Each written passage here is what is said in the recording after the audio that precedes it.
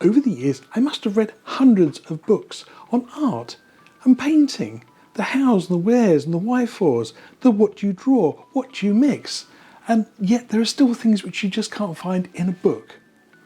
Today, we're going to be painting a Bob Ross classic, Frozen Beauty, a vignette painting, and we're going to look at some of the things which, well, I think would help you that you won't find in any book. So, let's roll the introductions and get this painting underway.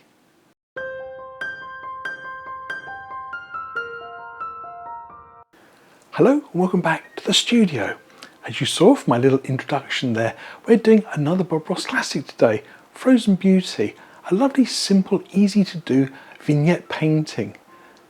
Yeah, well, that's maybe to be seen yet, because the other part of the introduction was the things that aren't written down in the book. Now, Bob gave us some lovely instructions for this painting and an example to follow, but does it really give us everything we need to know? Well, I think there are lots of great ideas and lots of tips and pointers, but ultimately we have to develop a bit of a gut instinct. That's what the video is all about. A little walk through this painting and maybe a few of those little gut instincts which I've developed over the years, and I'm hoping will give you a few pointers. Now, you know the routine. Comfy chair, cup of tea and the notepad at the ready. Let's paint this Bob Ross classic, Frozen Beauty. So here's my canvas, 16 by 20, and I want to be setting out the horizon line first. I'll use an old Bob Ross 1-inch brush to do the measuring. This horizon line is a little above centre. To mark it, I'll use one of these map pins. I'll put one this side and I'll position another one exactly the same level on the other side of my canvas. This is a wet on wet oil painting technique, and I'll be using this Bob Ross liquid white oil paint to prepare my canvas. I keep a small amount in an airtight pot for ease of use. Once again, I've got my old 1-inch brush back. You know it's old because it's got a little orange tip. Note, I just take a small amount and I'll divide my canvas into 4. This should be applied sparingly. Too much and your painting will become very slippy and too pastel. Too dry and you'll struggle to blend. I'll put some instructions up here in the corner and down in the description. Now, scrub it on well and finish off with long flat strokes to even out the surface. And finally, let's do a little test. I touch my fingers to the canvas and check.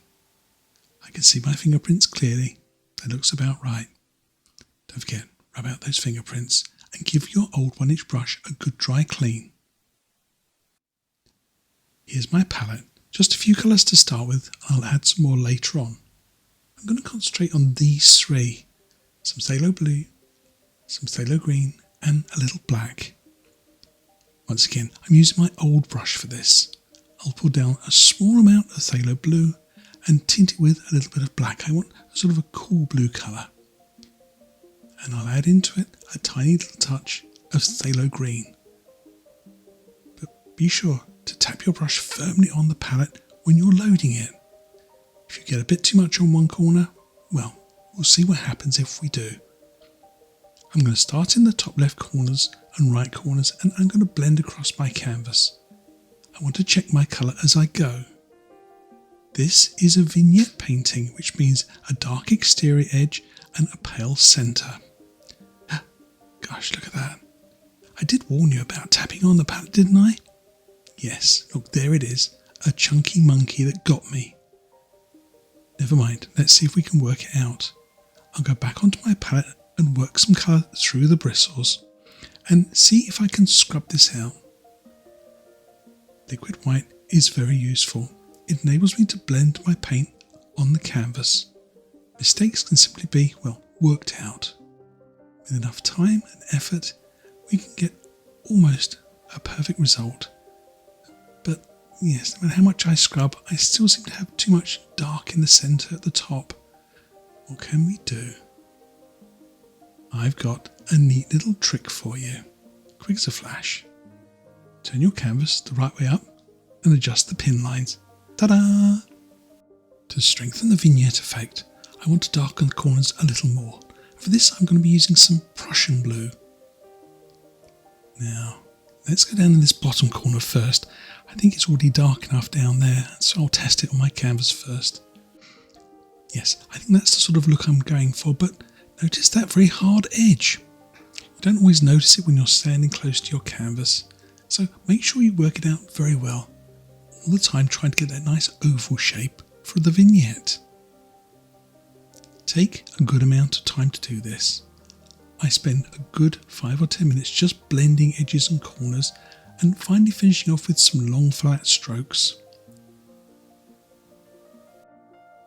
For this painting I feature this brush. It's a Bob Ross half round brush. It has very long soft bristles and slightly oval in shape. Perfect for doing distant trees and bushes. You'll see me loading it by just tapping it into the paint. To get me started, I'm going to use some more of the phthalo blue, with a little touch of black and a little touch of green again. Notice how I tap it really well. I'll work a little bit of white into this and test it on my palette. It's a good idea with this style of painting to be really sure that you've got your colour blend just right. Now, above my pins, I'm going to just tap using the very corner of my brush. Keep them small, about an inch tall at this point in my painting. As we go to the right, I'll grow them a little larger and maybe a little darker. I've adjusted my colours and moved my camera so you can see better the action of my brush. Remember, this is a vignette, so we really don't want this to be going off the canvas with any strength. It wants to just sort of fade into the background. Notice I vary my colours a lot. My distant trees have now grown to about 2 inches tall. Once again, I'll just let them fade off to the right. Here you see the painting full on. I'll just blend these out slightly. I think about here is where I'm going to have my cabin. But before I do that, I need to put on a little bit more detail. Not too much here because this is distant. So I'm using Van Dyke Brown with a little drop of odorless thinners on a liner brush. Hold the brush well back so you paint with just the very tip of the brush. Think about how you would put in just maybe a few sticks and twigs and the odd branch and the odd trunk. Once again, this is very distant in our painting, so you're not going to see a lot of detail. I'm also going to be adding some highlights to these trees, which is going to obscure any detail that you put in now. A few more sticks and twigs here. I dry cleaned my nice oval 1-inch brush, and I'm going to tap it into some titanium white. But I don't want it to be too pure. It must be a little bit off-coloured. Check the end of my brush. Open and lacy. That's crucial to this technique because we wanted to just, well, a light dusting of snow or frost on these treetops. No chunky monkeys here. I'll add a few to this tree and stand back. A few more to these trees. And maybe I'll obscure some of the ground area with a few little bushes too. This is great fun, but you can of course overdo it. Stand back frequently. I think I'm just about there with this stage. I leave a little bit of a shadow in the back for contrast. Now one final stand back and maybe a touch here, or maybe a touch here, or here. Oh, no. Time to put the brush down.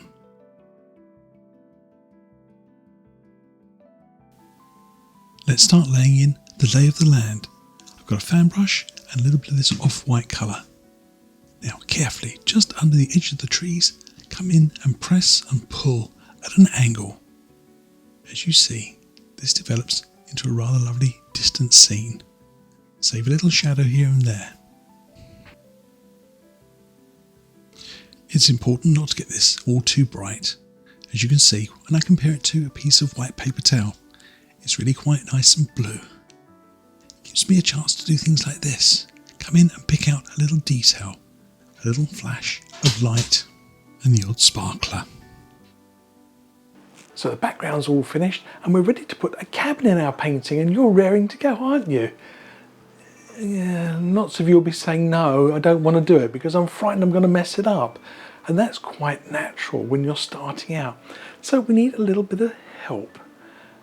A bit of planning, of course. Now, You've seen me do this sort of thing before on some of my other tutorials, but trust me, it really helps get you over that little nervy stage if you've got something that you can use as a guide.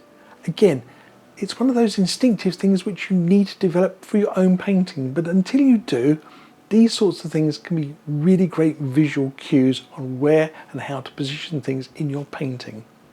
So let's press on with a cabin. You're raring to go now, aren't you? You're not so upset at all. So let's use our little cabin on a stick and think about its position. About here? Or maybe a bit higher? No, it looks too big against the trees now. The lower I get, it looks more like a dog kennel. It's getting so small. Maybe over here? No, it looks like it's going to fall off the edge now. No, about here is right. A little right of centre and about a third way in from the right hand side.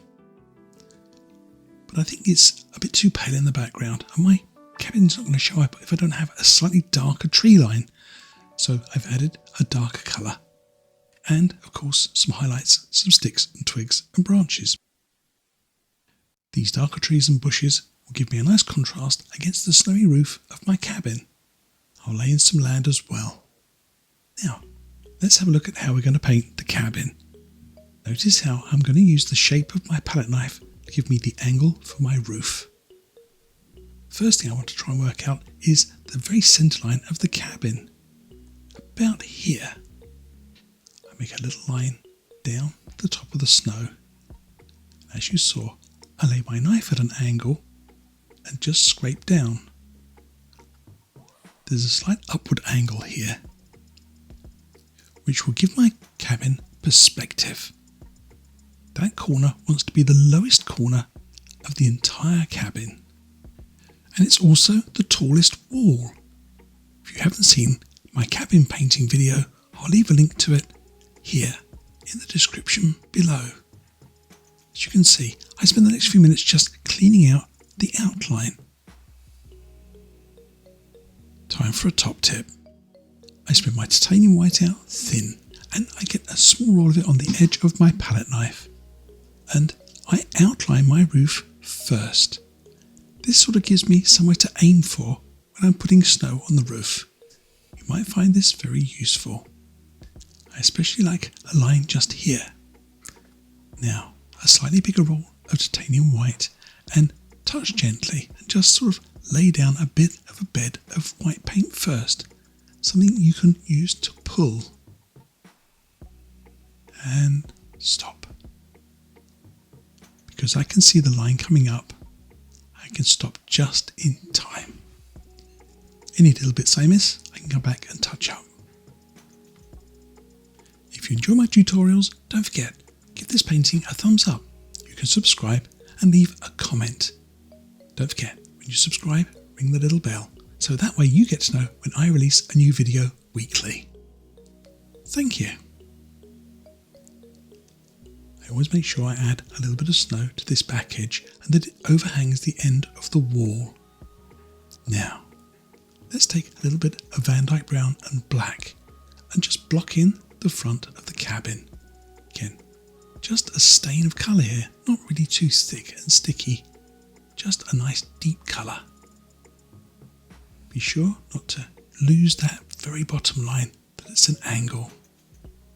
It's most important that you don't, because otherwise your cabin will lose its perspective.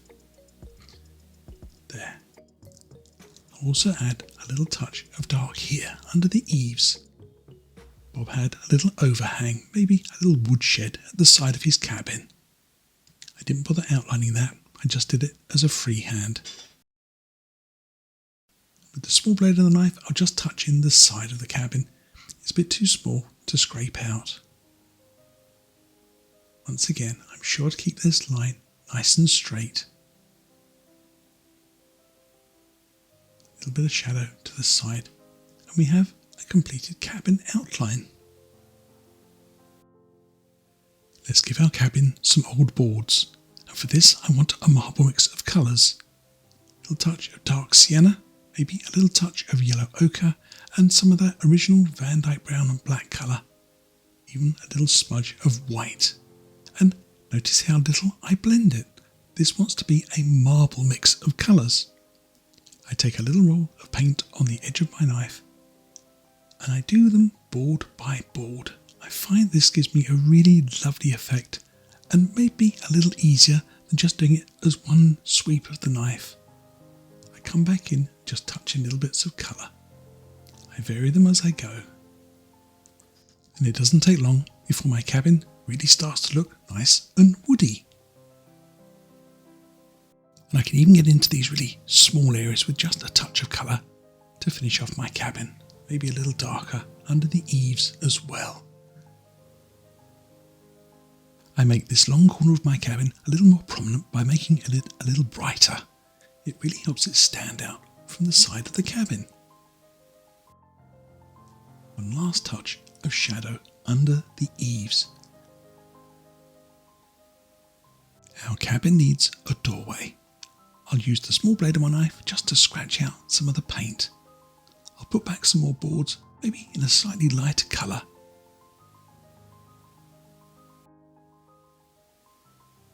And edge it with a little touch of white, so it looks like snow. Time to add some more snow, but careful around the base of the cabin not to pick up any brown. I'll extend it forwards and add various levels and layers. I think I need to add another bit of detail here, and I've got 2 fan brushes on the go. This darker one I'm going to use to tap in some nice bushes, bits of scrub. This will help settle my little cabin into the painting.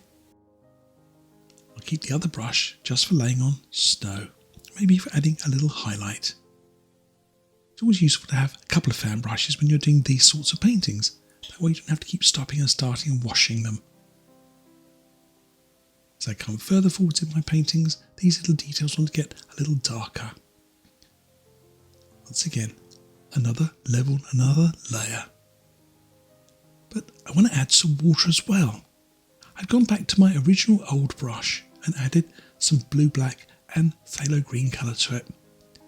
Just press in firmly and pull down gently. I'll give my brush a nice dry clean and then brush across the reflections just to give them a little bit of a shimmer. Once again, don't overdo it. Leave some of those lovely streaks of light and dark. I'll use a little more titanium white to tidy up the banks. Bring a little bit of foreground snow around the corner as well. Once again, soften it out at the edges to keep that vignette style working for us. So my painting's coming along really well, but it's time for another decision. Another little twist maybe in the story of this scene. Do I try and paint it exactly the way Bob did it, or do I stand back and think, actually, something needs to be moved? In this instance, I think I didn't want to squeeze everything over on that right-hand side.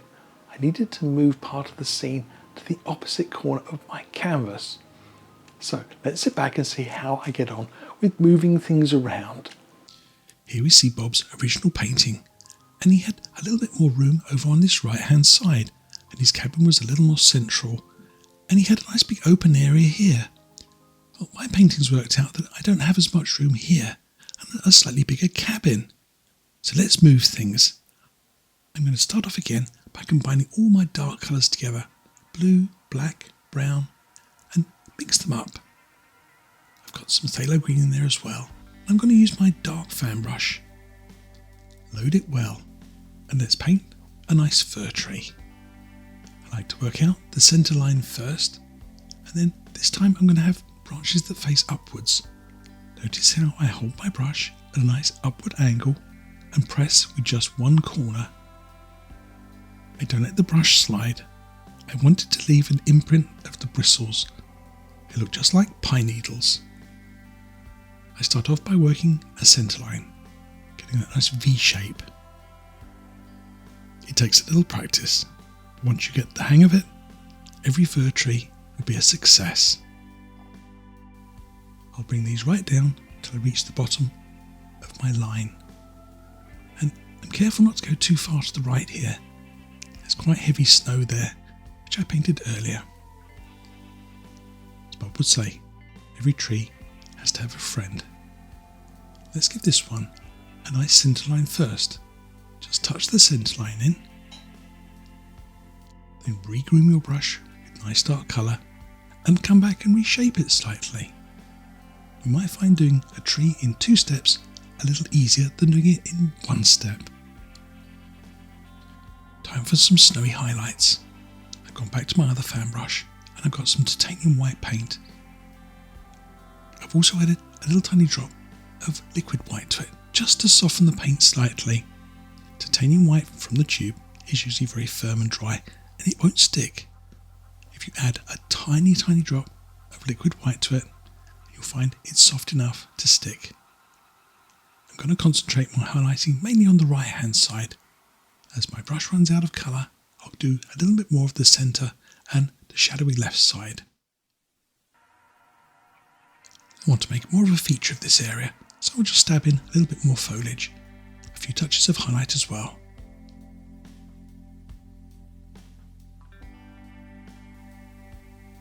Now, back to my dark black and brown colour. I'm going to pick up a small roll on the edge of my palette knife.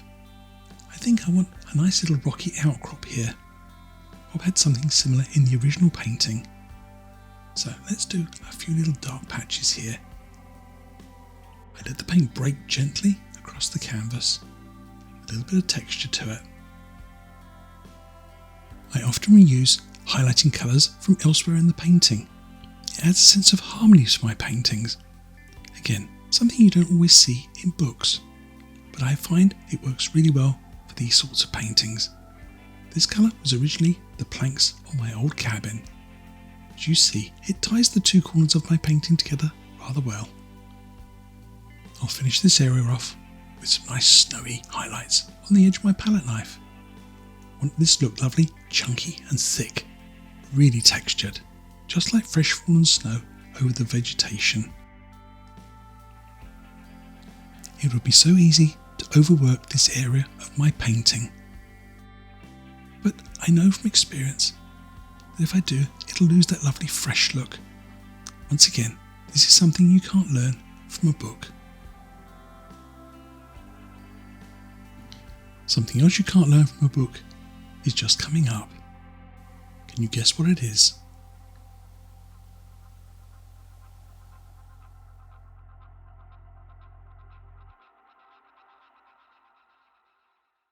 So here we are, a couple of days later, knowing when to stop painting. Well, it's something which you can't learn from a book. You have to learn it from your own experience. And my experience down here was that, well, I was going to start getting myself into a bit of a mess and a bit of a pickle, and that brown colour would probably go all the way to the other side of my painting. So I took the decision to leave my painting alone and let it dry slightly and then come back. If I test it now, it's just tacky. Perfect for me to carry on adding the next layers of detail to my painting.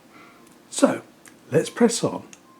I stood back and decided I want to add a 3rd tree to this area of my painting.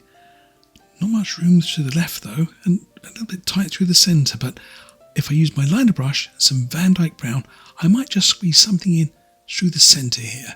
Small, sticky, twiggy type tree. Nothing too big and bold. I start off with a nice centre line, and as I go up, I'll branch off left and right. Again, not too big and bold. And I'll try and make this look like it sort of goes up behind the tree on the left. I'll extend a few branches out and have them stop and then restart on the other side of the tree. There, I think that works out quite nicely.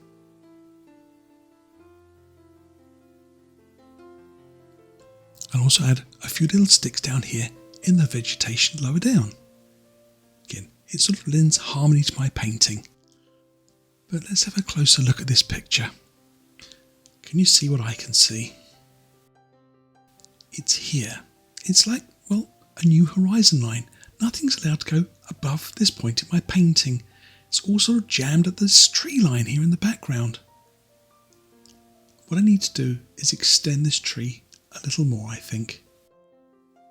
If I make it taller, it'll bring it closer to me in the painting. I don't want to crowd the trees on the right, so I'll grow it a little further to the left, just inside the edge of the canvas. A few touches of snowy highlights.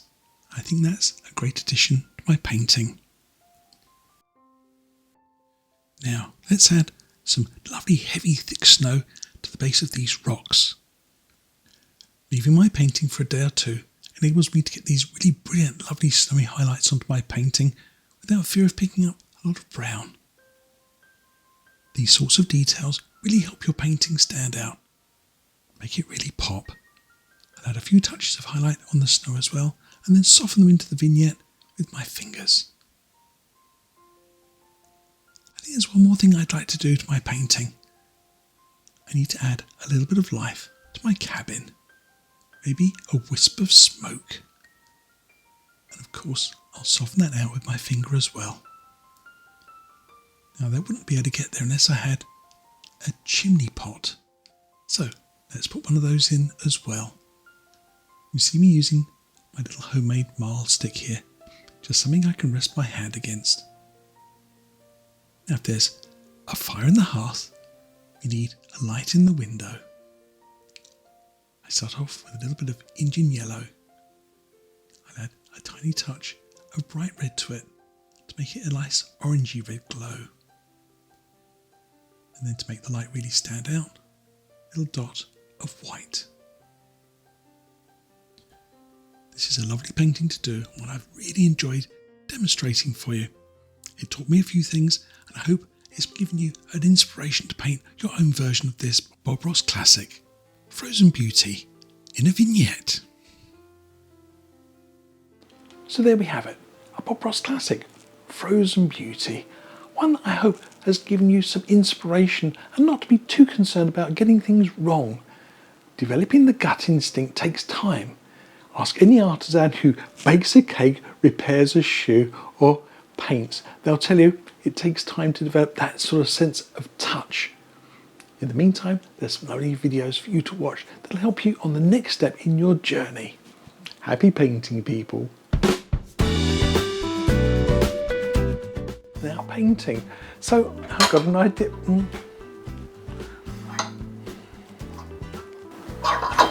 Smash the place up.